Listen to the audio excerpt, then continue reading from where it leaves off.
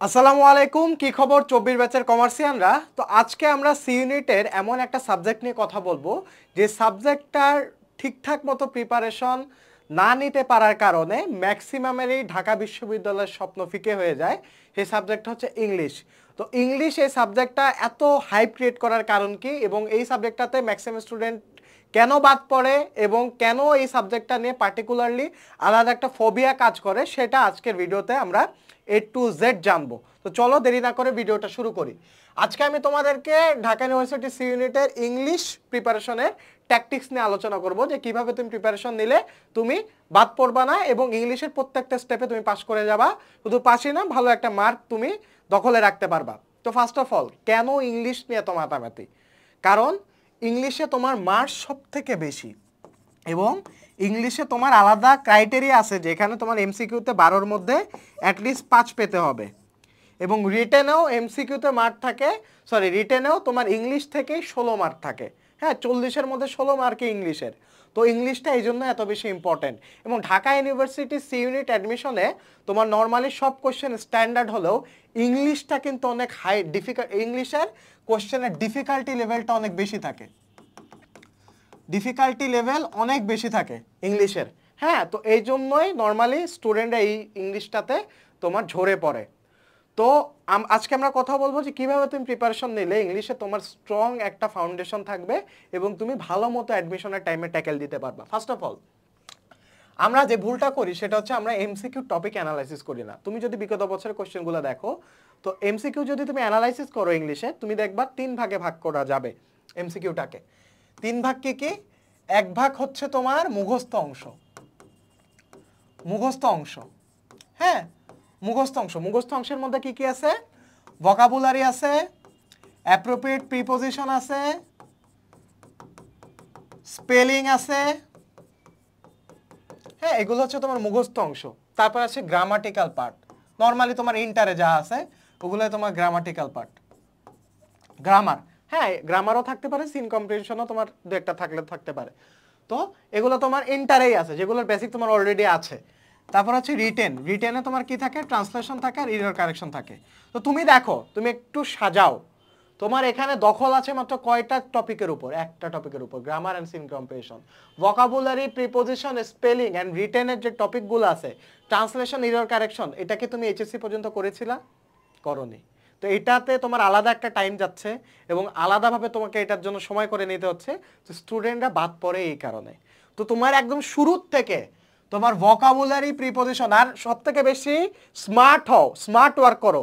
তোমার ট্রান্সলেশনে 8 mark, error কারেকশনে 8 mark, 16 mark এই জায়গায়। ভোকাবুলারি মাত্র 1-2টা আসে, প্রিপোজিশন 1-2টা আসে, তবে হ্যাঁ ওটা অন্য ক্ষেত্রে কাজে লাগতে পারে। 4 মার্কের জন্য তুমি জীবন যৌবন উৎসর্গ করে দিছো, 5000 ভোকাবুলারি মুখস্থ করছো, আর এদিকে 16 mark crying in the corner. What, মানে Y man, Y?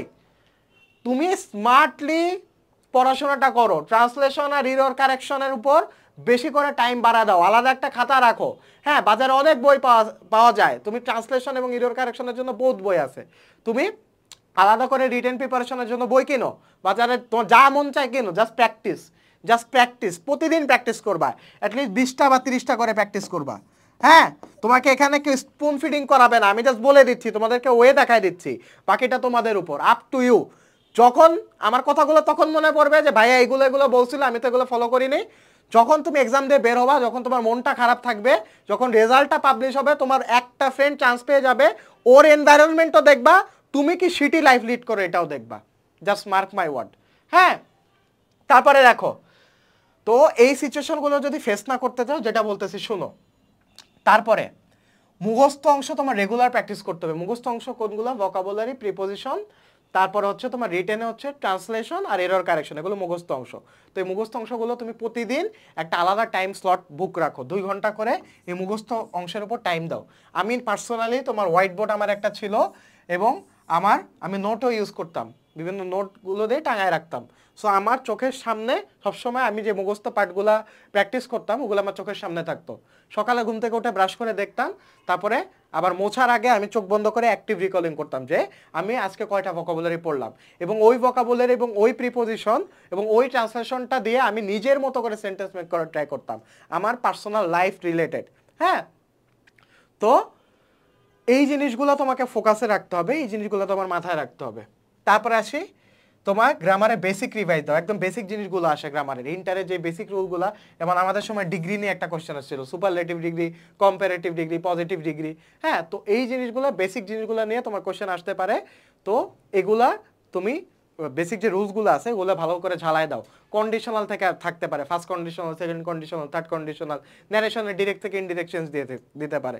Mainly HSC যে টপিকগুলো আছে টপিকগুলোর উপর ভালো মতো দখল দাও। ওকে, তারপরে ট্রান্সলেশন এরর কারেকশনের জন্য প্র্যাকটিসের কোনো বিকল্প নেই। প্রতিদিন যেটা বললাম অ্যাটলিস্ট 30টা বা 20টা করে ট্রান্সলেশন এবং এরর কারেকশনের উপর ফোকাস দাও। বিগত বছরে কোশ্চেন সলভ করো, কোশ্চেনে দেখো যে কী টাইপের ট্রান্সলেশন আসছিল, কী টাইপের এরর কারেকশন আসছিল, কোন বই থেকে আসছিল বিগত বছর কোশ্চেনগুলা। তো এগুলো একটু বাজারে ঘাটাঘাটি করো। আমি কোনো পার্টিকুলার বই প্রমোট করব না বা পার্টিকুলারলি কোনো বইয়ের কথা বলে দিব না। হ্যাঁ, তবে এতটুকু বলতে পারি যে আমাদের যে সি ইউনিট অ্যানালাইসিস মেগাবুকটা আছে, এই মেগাবুকে তোমাদের জন্য যা যা দরকার আছে সবই প্রোভাইড করে দেওয়ার ট্রাই করেছি। তবে এই মেগাবুকে আমরা তোমার যে গ্রুপ সাবজেক্টগুলো আছে, মেনলি অ্যাকাউন্টিং, ফাইন্যান্স, ম্যানেজমেন্ট, এই গ্রুপ সাবজেক্টগুলোতে তোমাদের যে টপিকগুলো আছে ভালো মতো তোমার কভার করে দেওয়া হয়েছে।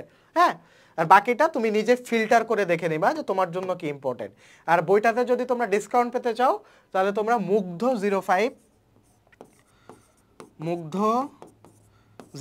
এই কুপনটা ইউজ করতে পারো, তাহলে এক্সট্রা একটা ডিসকাউন্ট পেয়ে যাবা। এবং আমাদের কোর্সের লিঙ্কও তোমার কমেন্ট বক্সে দেওয়া থাকবে।